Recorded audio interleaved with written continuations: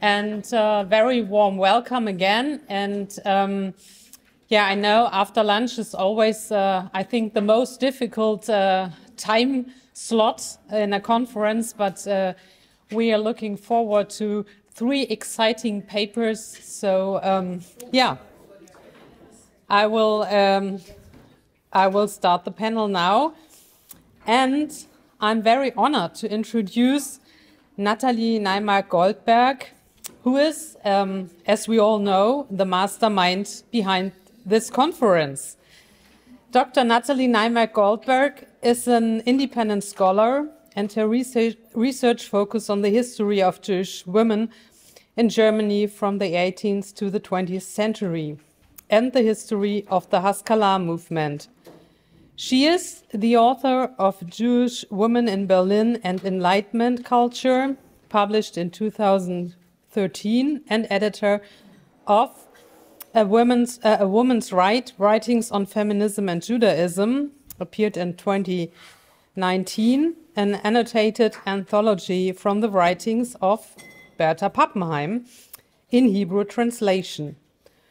Her current research projects include a biography of feminist activist Hannah Kaminski and a study of the Jüdische Frauenbund's journal, which is also the topic of today's contribution, Blätter des Jüdischen Frauenbundes, a feminist journal in Weimar and Nazi Germany.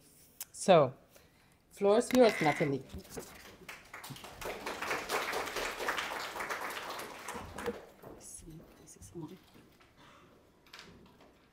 Okay, thank you for being here, and let's try to keep awake for the next 2 hours.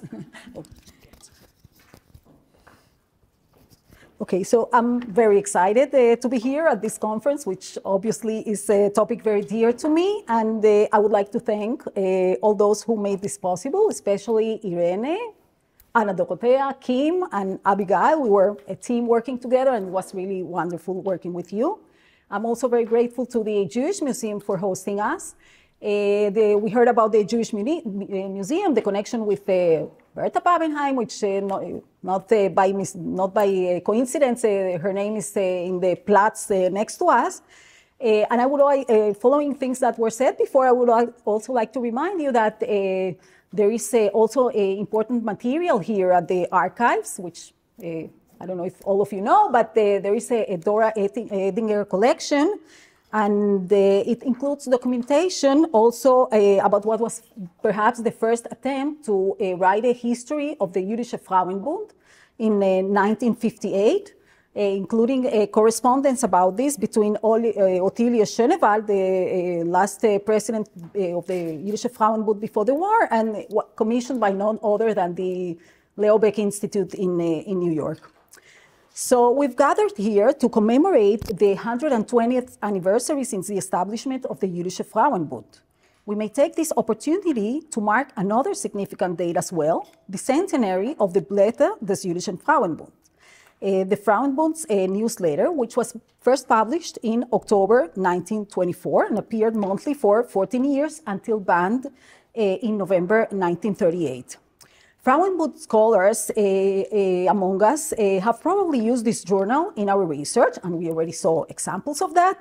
The Blätter is a most important source for learning about the history of the League, especially during the time it was published. As its organ, it contains detailed reports that offer unique information about its institutions, projects, activists, and leaders throughout Germany. The Blätter, however, is not just a source of information, it's also a historical phenomenon that deserves attention. The publication of the Blätter may be seen as a milestone in German Jewish history, being the first full-fledged Jewish women's journal in Germany. The Jewish press had been developing and flourishing in Germany since mid-18th century, but for well over a century, women were not part of this development. Around the year 1900, we start finding contributions by women to Jewish journals, and then special women's supplements in popular Jewish publications, but these were quite sporadic and limited in scope. And we find here a small article on the Jüdische Frauenbund. In 1914, the Frauenbund made a first attempt to have its own newsletter, the Mitteilungen, a rare copy of which, it's not so easy to find, a rare copy is kept here at the Goethe Library. It appeared for only 8 months because of the war, and in 1922 there was yet another attempt, this time a section in the ZWST's new journal. But for Frauenbund leaders, this was not enough. They felt they needed their own stage, and in 1924, they founded an independent publication, a journal edited by women, for women, addressing mainly issues of women's concern. The editors were Hannah Karminski, a young member of the board, head of the press committee, and Martha Ohlendorf, a leader at the Berlin branch, not to be confused with Paula Ohlendorf, about whom we heard before. She was her sister-in-law. And both women perished in the Holocaust. The decision to have a separate women's journal was not uncontested. Writing about the Jewish woman and the press in the German Jewish journal Menorah in the year 1928, Margaret Turnovsky-Piener, a Zionist feminist leader, voiced a question asked at the time: Is a special women's press justified? As she explained, although women fought to stand amongst men, a separate women's press was indispensable, so long as the struggle for women's rights persisted and the need prevailed to educate women to use their potential for the benefit of society. Turnovsky-Piener didn't mention specifically the Blätter, but she may well have been referring to it. Most certainly not to the short-lived Die Jüdische Frau, a very different kind of journal, of women's journal, intended, as we see in the subtitle added later, for entertaining and knowledge. In the German Jewish world, the Blätter was the only journal that sought to advance women's interests and concerns, raise their consciousness, and induce activism. As the editors noted in the first issue, and well, these pictures, as you see, are not so nice and not so beautiful, but this is what we have. It's mostly from microfilms or things like that. Although the Leo Baeck Institute in Jerusalem does have copies of the Blätter in very good condition. The editors noted in the first issue, its aim was to urge women to take responsibility and give them necessary tools to be active and become influential in the outside world, thus enhancing the situation of women in Jewish society and benefiting Jewish society by fostering women's contribution to it. A strong and functioning Frauenbund was deemed crucial to enable women's work. As the League's organ, one of the Blätter's central tasks was to invigorate associational life. Not by chance, the journal was established in 1924. That year, Bertha Pappenheim stepped down after 2 decades heading the League. She and other board members felt that associational life had weakened. Perhaps after the hard decade that started with the Great War, then pogroms and mass immigration of Eastern European Jews, and finally inflation. And they stressed the need to strengthen cooperation between Bund members. By encouraging members and local branches to send reports and actively participate in the journal, the Blätter created a new form of connection between groups scattered throughout the country and promoted an inclusive model of participation in associational life. The Blätter not only encouraged more involvement from Frauenbund members, it envisioned a wider scope of influence, hoping to attract Jewish women in general to women's work and the women's movement, an aspiration made explicit in April 1929 when the title changed and the words für Frauenarbeit und Frauenbewegung were added. The idea was to bring more women to the Frauenbund circle of influence and activity. A further goal was to offer a unique platform for debate. a stage for discussion and exchange of ideas, particularly about issues of special concern to women. It was open to different approaches and worldviews, and the editors insisted on giving a voice to all relevant voices within German Jewry. So the journal was a combination of a newsletter reporting on Frauenbund activities and programs, and a journal for debating ideas, a public forum especially for women, although men were occasionally invited to participate. And I don't know, I didn't exactly examine this, but I think that the German women's movement being much larger, it had several organs or several journals, and there was, for example, the Frau, and I think it was more devoted to the second goal of offering a stage for debate, and there was another more specifically devoted to being a newsletter. And maybe the Blätter was unique in this sense. Since its inception, the Blätter emphasized various themes. Sometimes it was busier promoting women's voting rights, other times trying to enhance the status of women in Judaism. For instance, in the synagogue or in personal matters as marriage and divorce, or seeking solutions for girls' education, discussing women's Zionist activism, or combating anti-Semitism.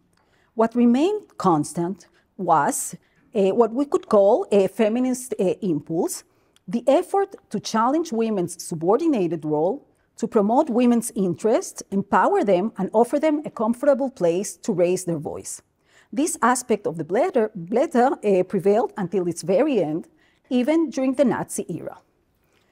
After 1933, despite anti-Jewish legislation increasingly restricting Jewish life, the Blätter continued publication, like some 60 newspapers that were also able to go on until November 1938. It inevitably underwent transformation. Its readership changed to some extent. While many veteran Frauenbund members left Germany, there was a new target group, that of acculturated Jewish women, once unkeen to identify as Jews and now excluded from German society. New needs affecting Jewish women's lives, for instance, in the field of welfare, professional training, and immigration, entailed a shift in the journal's context. Certain themes became obsolete, for instance, texts championing pacifism and disarmament, which had been prominent before 1933. Already then, it was quite bold, since pacifism was not popular even in Weimar Germany, not even in the women's movement. There was, in fact, a growing gap between the pacifist attitude of the Jüdische Frauenbund and its journal, and the growing nationalistic stance of the German women's movement throughout the 1920s. After January 1933, it was unthinkable to openly advocate the idea of world peace, and it quite vanished from its pages. And I say quite because it did come up as if incidentally, for instance, in a review of Heroische Frauen, a book that couldn't even be printed in Germany and still was discussed in the Blätter, which depicted, among other female social leaders, Nobel Peace Prize recipient Bertha von Suttner, not to mention that the author, Alice Salomon, was herself not only a social work pioneer, but also a known pacifist. Like pacifism, feminism was condemned in Nazi ideology. The old women's movement was written off as bourgeois, liberal, internationalist, even Jewish. Nevertheless, texts that reflected basic concepts from the women's movement prevailed in the Blätter. Texts that challenged male hegemony in society and culture, and specifically sought to enhance the situation of Jewish women. To be sure, some views that we find in the journal are hard to settle with what we perceive as a feminist approach. Marion Kaplan, there is no lecture without mentioning Marion Kaplan. Marion Kaplan noted how women's role at home, the imbalance within the family, was practically unchallenged in its pages. This is mostly true, although even here, we find differing voices. One example is an essay on co-education by Paula Fürst, head of the Theodor Herzl School in Berlin, who wrote positively about a new educational initiative, male and female pupils acquiring similar skills in the kitchen and at the workshop, unrelated to gender, in fact, breaking traditional gender roles. But just as notable as the endorsement of women's family roles is the fact that the League and its organ, under the leading hand of editor Hannah Karminski, even in those challenging times, made a point of stressing women's discrimination in crucial fields and called for a change of approach. One such field of imbalance and even discrimination between men and women, very prominent in the Blätter, was the issue of emigration, which naturally gained special attention since the Nazis came to power, and became particularly pressing following the Nuremberg laws from September 1935. It was a fact that less Jewish women than men were leaving Germany. The League and the Blätter criticized this negligence and did all in their power to change the trend. The Blätter devoted 2 entire issues to the subject in December 36 and June 38, and regularly included articles urging women to seek immigration and providing information about necessary preparations, programs for vocational training, and details about expected conditions abroad, always paying special attention to alleinstehende Frauen und Mädchen, unmarried women of all ages, aware that this was an even more discriminated group. The Blätter was not the only Jewish journal contributing to emigration, but it was unique in its emphasis on women, which ultimately became a matter of life and death. In these years, the Blätter also called for granting women a place in Jewish community leadership. We've heard already about this also yesterday and today. This feminist struggle, prominent in the Blätter in the Weimar period, didn't disappear after 1933. New Jewish central organizations were created under Nazi rule. Women hoped to be finally included in their boards, but this didn't happen. The League and its newsletter placed the interest of the Jewish community above all, and therefore, despite their own disappointments, were ready to keep cooperating with these organizations. However, they did protest against their exclusion from places of decision-making, against ignoring their voices, and in fact, against neglecting women's interest in communal initiatives and projects, for instance, in the field of education and vocational training, or emigration, as we just saw, all of which had harmful consequences for the interest of women and Jewish society in general. And they continue to strive for change. Ottilie Schonewald, we already heard about her, the League's last chairwoman, writing in November 36, complained that despite widespread discussions going on towards upcoming community elections, and I quote, "The question of women's participation has not come up anywhere. This could be a positive sign if one were to assume that one does not want to repeat what is self-evident. Unfortunately, that is not the case." And she went on to demand the inclusion of women in community leadership, though using somewhat conservative claims. As late as 1938, we find this grievance being addressed in the Blätter. Hannah Karminski, the editor of the journal and also the general secretary, in a news section launched in January 38, and I'm always surprised that in January 38 she was thinking about a news section for the newspaper. It was called the Erste Seite. It was meant to discuss current affairs from women's perspective. That's what she writes. She reported about a council meeting of the Reichsvertretung der Juden in Deutschland, which she attended in January 38. She noted with frustration the poor representation of women in the council and expressed open criticism that women's voice wasn't heard. And even anger, and we spoke already before about the anger at the humiliating attitude of the speakers towards women attending the meeting. And I'm quoting, "Once at the council meeting were women particularly addressed. One woman among 28 men is a member of the council. There is a second one among 32 deputies. And naturally, on the topic, Jewish domestic workers. What else could they address women for? Just as naturally, the treatment of this question was again accompanied by a reproach. And one could imagine that for once, a word of recognition would be found for the efforts and achievements that have been made or that have been recorded in this area. Karminski's hope here, and in similar cases, there are other cases, was to bring attention to women's concern, to stress how the absence of women in leading positions influenced the issues addressed and how this led to discrimination against women's interests. We also hear her outrage at the derogatory attitude towards women that not only ignored their enormous efforts that they had made, but also unjustly blamed them for problems that afflicted a Jewish society.